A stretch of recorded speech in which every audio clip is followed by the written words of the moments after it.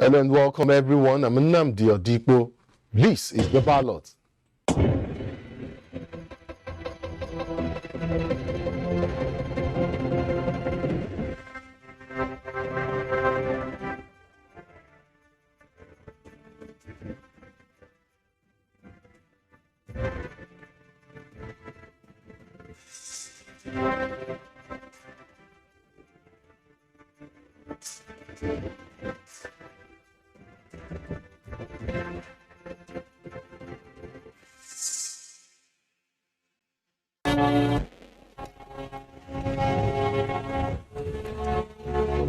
Thanks for joining us on tonight's program. In the last few nights, I have had the opportunity to speak to a few candidates in next year's presidential election on their plans for Nigeria. That has been quite revealing, and so in the coming days, we will keep at it, just so the candidates or their spokesperson explain these issues to you themselves in a manner that enhances relatability. But before we get right into it tonight, here are the major story highlights. Friends of the APC? Well, One National Economic Summit group sets the stage for candidates to rally their bases and win new fans. I'm voting based on the issue on ground based on personality. What is swaying the voters this election season? Personality, party, or manifestos? Tonight, we review some national targets and our guests decide if they are feasible or mere distractions. Let's begin tonight by preparing your minds and letting those clamoring for an intellectual standoff between contenders for the 2023 presidential elections that they will see this particular aspiration come true sooner rather than later. And that is because groups like the Broadcasting Organization of Nigeria, BON, and the Nigeria Economic Summit Group are driving a process that would produce a series of public debate involving all presidential and vice presidential candidates for next year's election. Even though debates are not a constitutional requirement for contesting elections in Nigeria, many in the country, including eager young voters, have been clamoring for such practice to become an integral part of our elections and our political culture in Nigeria. NTA has a record of all the things they've been doing on the economy, of the country, but we still need something not only from Nigeria but also from the diaspora.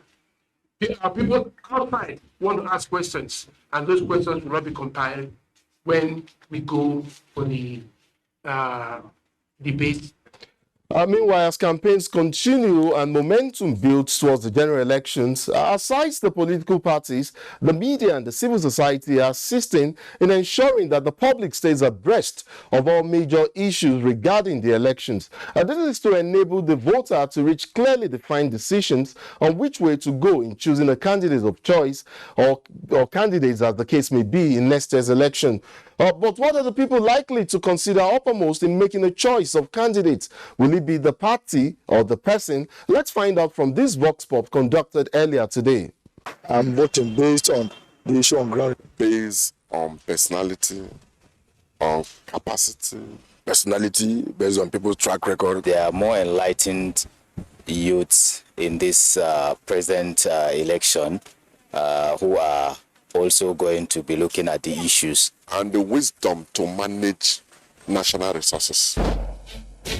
Well, we'll start our own debate here tonight, and on the hot seat, maybe not hot though, but here to convince you for your votes and support is my guest. The 2023 presidential hopeful is Prince Adewole Adebayo, presidential candidate, Social Democratic Party, SDP. Welcome to the Ballot, sir. It's a pleasure. Thank you very much. I'm sure you have been up and about. Last time I saw you on TV, you were at the Arewa Forum where you addressed the assembly alongside other presidential contenders. Do you think you did enough to convince that group, or indeed any other voter monitoring your campaign, to believe your repackaged message of hope as much as NK Abiola's message, hope message or campaign of 1993?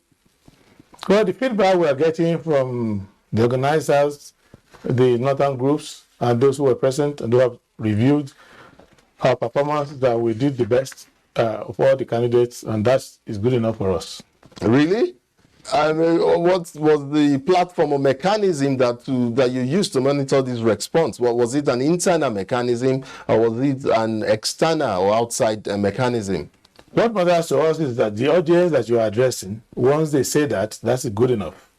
Okay, I'll take that. So I also actually and actively did listen to a large part of your message to the Arewa Assembly, and earlier on as well, when you addressed your supporters and party faithful at a rally in Kaduna just last week, same day as the Arewa Forum. At both occasions, you spoke extensively on ending poverty. You know, this whole talk about ending poverty is not limited to you or the SDP. Truth be told, every presidential candidate that I have spoke to that is out there wants to end poverty in Nigeria. In fact, I've been hearing this campaign on ending poverty every campaign season, going back to 1993. And so please, do not tell me the same things I have heard time and again when I ask someone, or let me just ask you this pointed question. How do you plan to end poverty in a struggling nation like ours, Nigeria, with more economic challenges ahead, if the predictions by the IMF and other groups are anything to go by? Correct. To start with, we need to listen more keenly and understand the nuances and distinction. We are the only one talking about ending poverty. The rest are talking about alleviating poverty or something like that. They've argued with me severally on that point, and I'm saying, no, you cannot alleviate poverty and expect it to go away. What you can do is actually to structurally eliminate poverty. And the campaign that we had 30 years ago in my party was Farewell to Poverty. And we are back to say it because we were not allowed to run the government, even though we won the election. So, and 30 years down the line, poverty has worsened. And what we will do now to end the poverty is as follows. We end the poverty by making sure that all the indices that define someone as poor, we remove it. I'm not working with the IMF or any of the Bretton Woods institutions. I'm here and I can see the poverty. I know that nutritional poverty is number one. People need to have good food, and nobody can argue with me that we don't have the capacity within the country to be food self-sufficient. Even 300, 500 years ago, in our own various communities, Africans, we had eliminated hunger many, many years ago. So we can do that now. We have the land. Second is that we need to build houses. Housing is also how you know the rich man from the poor man. And if we can give basic, hygienic, well-serviced housing to the poor, which means that every year, in every state, you build 1 million houses. That is not too hard for us to do. We have the limestone, we have everything that we need to do that. The third element is that you need to get people jobs to do. And the two parts of that is that we need to invest in agriculture. So the drive to eradicate nutritional poverty by providing food will also, in the same breath, provide employment for people who are actually going to work on the farm, on agro-processing. So you are creating jobs from that. And once people are able to feed their own family, we need to understand the statistic that if you are able to give someone a gainful employment, minimum 4 people are out of poverty from that angle.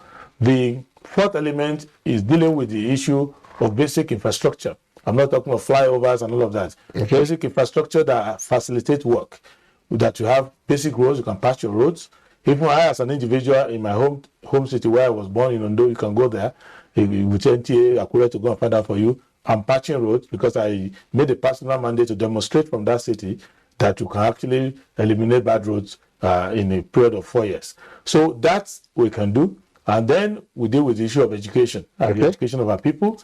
And then lastly, give people access to medical care.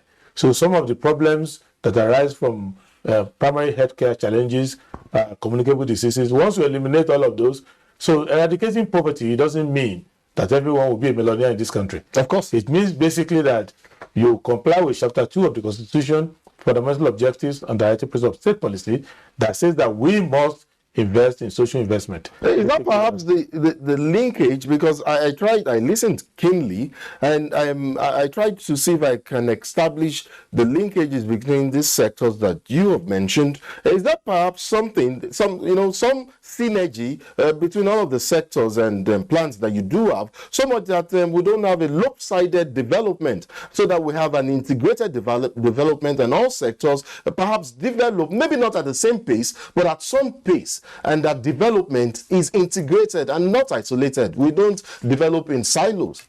You see, the problem is that we have to rethink our development. We are running a government of big men who do big men budgets. So someone who comes from a community of very poor people, and he's the only one in that community who is a minister, he's now behaving as if he's in the UK or he's in Europe. So he's not realizing that in my community, my house is the biggest. My house is the only one that has electricity. My house is the only one with water. Therefore, even though I look like a big man and I'm going to Paris to have dinner, like some of my colleagues are doing now, that actually I should budget. That is a direct swipe, by the way. Yes, it's a fact, because if you are going to Paris to have dinner, you tend to. No, I think we should focus on the issue of the Paris for Parisians. No, because we need to let them know that that is where our disjointed planning comes from. You have to plan from the basics. If majority of your people don't have access to water, then water is number one on your agenda. If the majority of your people are hungry and they come to your house to feed or go around looking for food, then your budget should address so that. Developmental interventions are demand-driven. Yeah, it must come from the base. You must come from the base, because the voters sent you there, and you cannot leave their priorities and be building another estate in Abuja and be building bridges all over the place. You must go and invest where they have concerns. If you have children out of school, you must build primary schools, and you don't have to build the most sophisticated one. When Jakande was governor of Lagos, they were laughing at him, the elite, that he was building cow sheds. But many of the graduates of the cow sheds now have become governors, have become engineers, and all of that. Same thing with Aparako in Benue.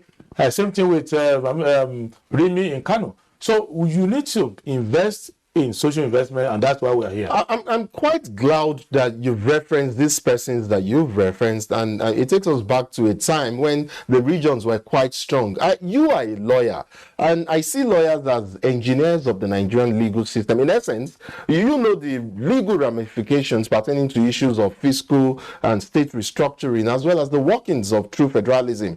And even though I have asked the guest this same question, in fact, over time I have asked this question, I sense that your direction on this issue may vary or differ as a lawyer. What is your stance on the current status of our federalism and its workings?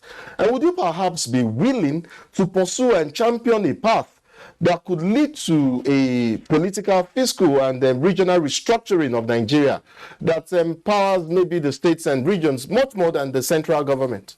My job is to keep my oath of office when I take it May next year, which is to obey the Constitution of Nigeria, which means that all the problems we are dealing with now, that's making us to have underdevelopment, to have failed budgeting, to have lose our resources, can be fixed by a good president under this Constitution. At the same time, the Constitution was written by a human being, and it was written hurriedly in a transition program. We can always improve on it. So it's not an excuse for why 80% of our crude oil is being stolen and the government is not doing much about it. It's not the reason why bandits are blocking our highways. It's not the reason why we have potholes that we can easily fix and we are spending billions. It's not the reason why we built railway and we are not able to use it and we are not building as many as we should build. It's not the Constitution. That's not why ASU was on strike for 8 months. So let us, while we are looking for constitutional reform, let us let the Constitution work now. So I am the president that will comply with the Constitution as it is and allow the National Assembly and other fora institutions in Nigeria to start debating the Constitution. Look at Britain. From the day I was born in 1972, the British have been discussing their constitution, whether they should defer power to Scotland, whether they should go. But if you go to London, the buses run on time.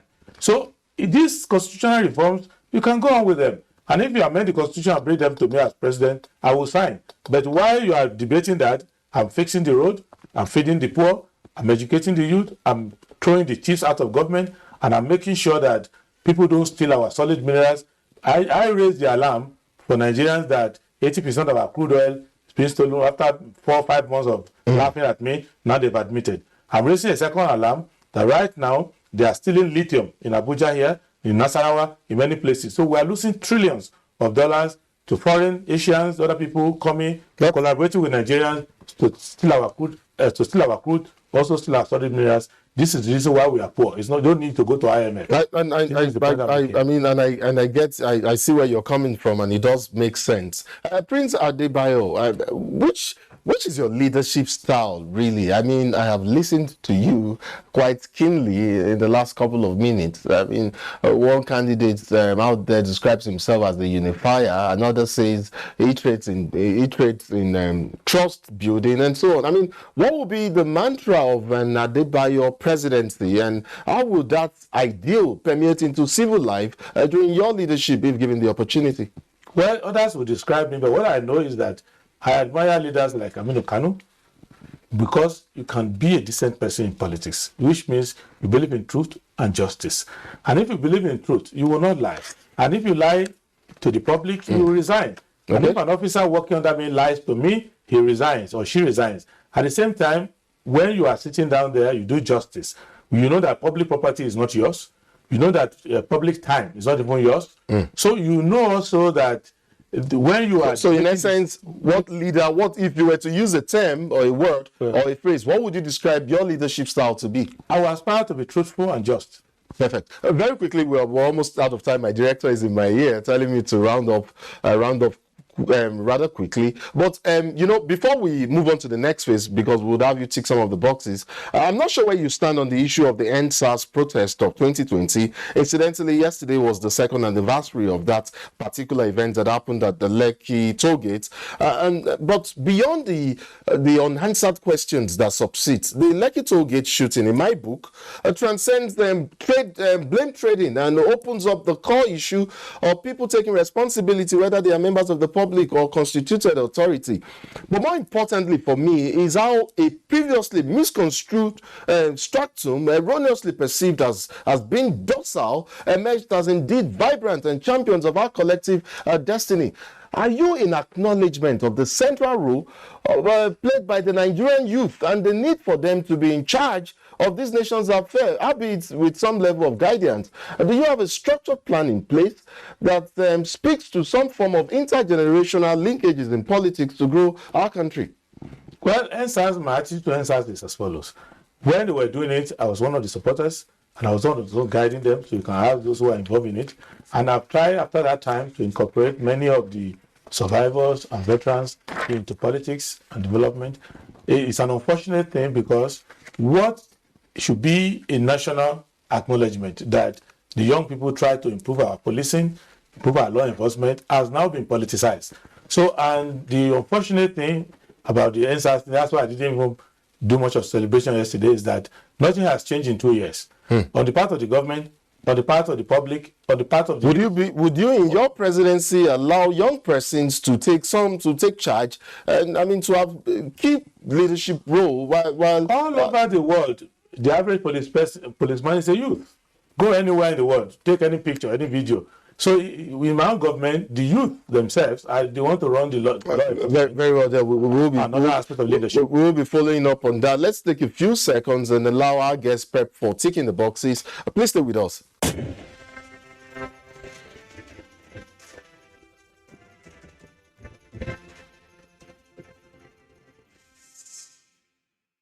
It's now time to gauge Prince Adebayo's response to some issues on the ballot. Mind you, all of the targets are within the context of the president's first term in office, which is a period of 4 years. We are retaining the same, most of the same targets as last night. Let's see where our guest stands on these issues. So we'll begin. Let's see, can we put up the box, the ballot on the screen? There we have it.